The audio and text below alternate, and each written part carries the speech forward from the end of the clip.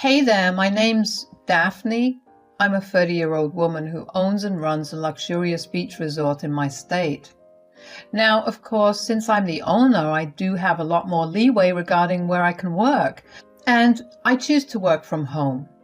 Now, my mother-in-law and sister-in-law did not take kindly to that. What followed was months of bullying and getting belittled. But I put them in their place in the best possible way. Let me get started with my story. I grew up in a very business-oriented family. We worked with a variety of industries, but our most profitable business was the hotel and resort industry. I grew up learning about how our business worked. When I turned 16, I began interning at our beachside resort. This resort became my life. I fell in love with it. Greeting clients and managing the accounts became something I looked forward to every day. My parents were beyond happy that I had taken such a keen interest in the family business. So for my 21st birthday, my parents surprised me with something really big. "Sweetie, your dad and I have been discussing something really big for last year." "Yeah, and we think that you've shown us more than enough potential to do it." "What are you guys talking about?" "Here, these are for you." "What is this?" "We're transferring the ownership of the beachside resort to you." "Are you serious?" "Yes, sweetie, we believe that you deserve it." "I mean, this one's been working on it since she turned 16. I don't think there's anyone else worthy of owning it." "I can't believe it. Oh my God. I promise I won't let you regret this decision." "Oh, we know you won't.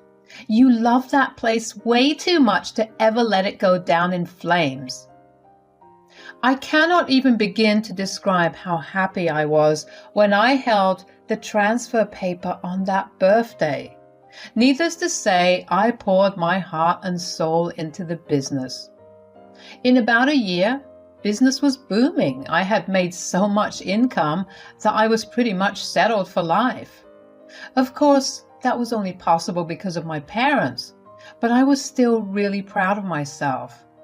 I happened to meet my husband, Brett, through a dating app. It had been about 5 years since I got ownership of the resort. I was thriving financially, but my romantic life was practically tragic. The loneliness began to eat away at me, which was why I signed up for the dating app.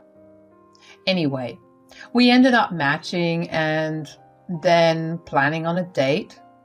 Let me tell you, Brett's profile did not do him any justice because in person, he was 10 times more handsome.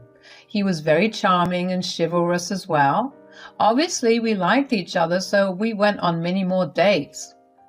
If there was one thing that my parents ingrained into me since a young age, it was to be wary of people. Only because when it came to money, people were never above trying to use you. For the longest time, I tried to dismiss what my parents were saying, but life taught me otherwise. So, even with Brett, I was cautious. We dated for about 4 years before I told him about my wealth. Brett was pretty indifferent towards it, which was what made me even more sure that he was going to be the one for me. He told me over and over again that my wealth wasn't something that was attractive to him, but it was who I was. Since I kept my wealth a secret from him for so long, I asked him to never let anyone else find out about it either, and he promised me he would. We got married with a pretty big ceremony.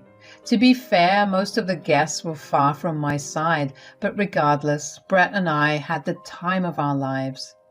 By the time we had gotten married, I had met Brett's mom, Kim, and his sister, Bree, a handful of times. They seemed pretty decent and not really problematic. They seemed a little awkward, and sometimes I would catch them speaking to each other in hushed whispers while pointing at me and laughing. I ignored it all because it didn't bother me. As long as they weren't actively ruining my relationship with Brett or my life, they could say and do whatever they wanted. Brett was peeved by their behavior, so he was more than understanding when I told him I would keep my distance from them. About 2 weeks after we got married, Brett asked me if his mom and sister could stay with us for a while. So my mom and sister called me today to ask if they could stay over at our place for a while. Oh? Why? Turns out they were a couple of months behind rent and are getting evicted. Oh, no, that's horrible. Of course they can stay with us. But how long would they stay for?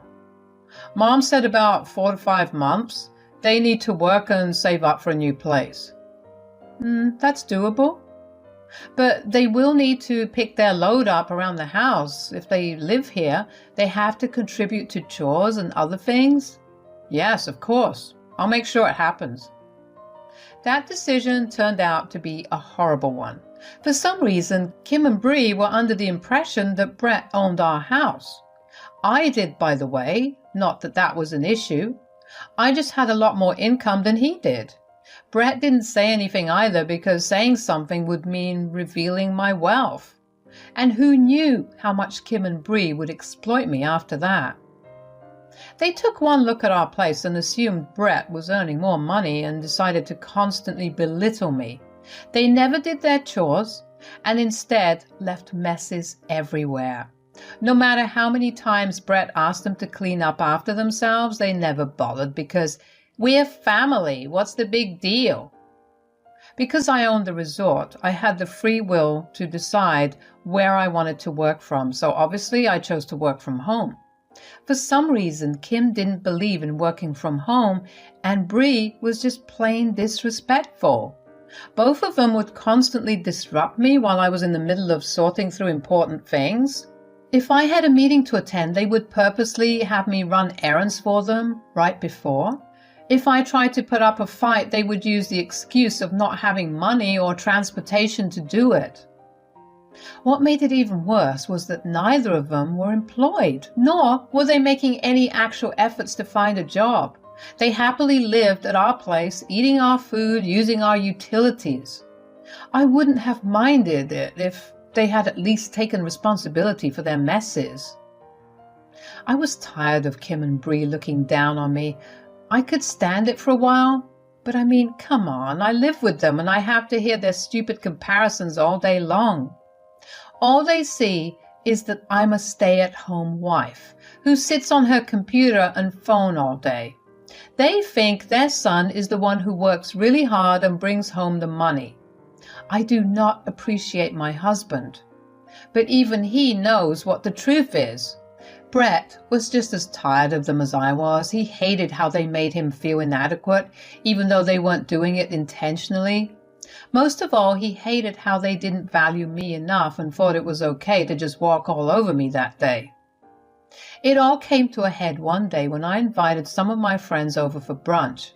I told Kim and Bree about my plans and politely asked them to stay away from the common areas for an hour or two because my friends would be over. And then after that, we would all be heading out. They had happily agreed to it. I thought it was weird that they agreed to it so readily, but I decided to be grateful for the lack of fight and just accept it. Well, I found it weird for good reason.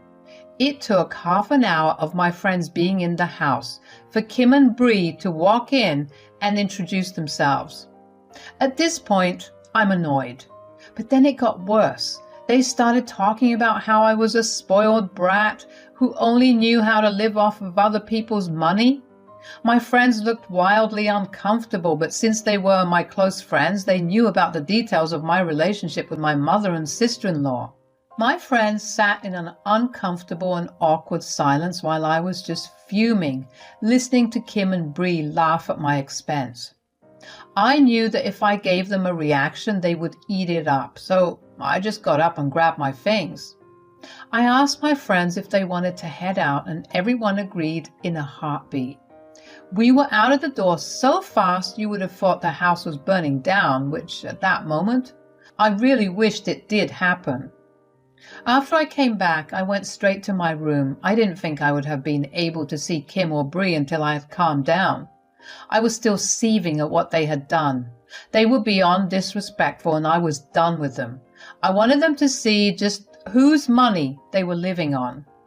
I waited until Brett came home to discuss my plans with him. How's work? It was okay, pretty tired. How was your day? Did Mom do something? Oh yeah. She did kind of cross a line though. Oh no, what did she do? Well, your mom and Bree agreed to remain in their rooms until my friends and I left, but surprise, surprise, they came downstairs. They then began to insult me and make fun of me.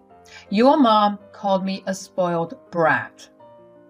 What the hell is wrong with them? I'm going to go and have a word with them. No, hold on. I have another plan in mind. I just wanted to know if it would be okay with you. I'm intrigued. Go on. How about we take them on a short little vacation to the beachside and we could stay at my resort? Oh my God, that's genius. That will put them in their place for sure. Right. Okay, but this is where my plan may get a little more evil. I think I'll be on board anyway. Go on. What if I don't allow them to stay in there? Like, bring them out all the way there and just leave them. We can enjoy ourselves. We can come back and wait till they figure their way back home. Let's do it. They deserve it. Do you want to kick them out too? Honestly, yes. Great. We can do that too. I'm tired of them freeloading off of us. We'll get the eviction notice written up first and then go on our vacation. We can give it to them when we leave them stranded. Why was I even worried about whether you would approve of my plan? We decided to plan the vacation for next week because Brett would have been able to get off then. In that week, I ran by my lawyer and asked him to help me notarize my eviction notice. I was so excited to give it to Kim and Bree. I was finally going to be able to show them the consequences of their actions. Once I had my eviction notice and once Brett got his leave approved, we sat down and figured out our itinerary. We figured that making the vacation look extremely authentic would only make the revenge sweeter. We wanted Brett's mom and sister to feel absolutely torn. At the same time, we knew that this vacation was going to be a starting point for us. We were finally going to be able to live our lives the way we wanted to. I had called my brother to come over and change the locks on my door. I also asked him to bring some of his friends who I would obviously pay over and pack up all of Kim and Bree's stuff from their rooms. I would not allow Kim and Bree back into my life and they would know it. It would take us about half a day to drive over to the beachside. And in all that time, I would let them say and do whatever they wanted. After all, I would be the one who had the last laugh. When we had everything ready, we decided to tell Kim and Bree. So, Daphne and I were thinking of going on vacation. Ooh, to where? Just to the beachside. We were wondering if you guys wanted to join. Whoa, who are you to ask when it's my son's money you're spending? Mom, that's enough. The question was a simple yes or no one. Don't need to make a big fuss about it. Mom was right, Brett. You should be the one asking since you're the one spending the money. If you guys are going to keep this up, I'm going to take it as a no. Forgive us for thinking of you, but we would be glad to join you guys on this vacation. Lord knows we need it after being cooped up in this house with Daphne. If you're going to be this way, I don't think I'd be comfortable with you coming along. Oh, please don't even try to have a say in this. My son has asked us to come along, so we will go. You just have to deal with it. I was irritated. I could see that Brett was too. The amount of entitlement those two carried around with them was actually astonishing. The only thing that allowed me to keep cool was the plan. I knew I'd have to hear a lot of insults and taunts, but I was ready for it. So we're set to go for our vacation that weekend. Kim and Bree were yapping our ears off, but every once in a while, Brett and I would shoot each other knowing looks. When we finally reached there, Kim and Bree looked at the resort with their mouths wide open. They began loudly discussing how beautiful the resort looked. They kept pausing Brett because they were proud that he could afford for them to go to such a luxurious resort. Brett kept his head down in embarrassment. Kim and Bree also didn't fail to make me feel inadequate. They kept telling me to be grateful that Brett invited me along because I was very undeserving of everything Brett did for me. I held my head up high as I walked through the doors into the resort. Kim and Bree walked behind me, taunting me all along, while Brett waited with the bellhop to unload our things. As soon as I got to the receptionist greeted me by referring to me as boss. Boss? Excuse me, but who are you referring to as boss? Oh, I was referring to Miss Daphne. You clearly can't tell the rich from the poor. If there's anyone you should be referring to as boss, it's us. I'm sorry, but Miss Daphne is quite literally my boss. What? Look, if this is some sick joke, I want to speak to your manager.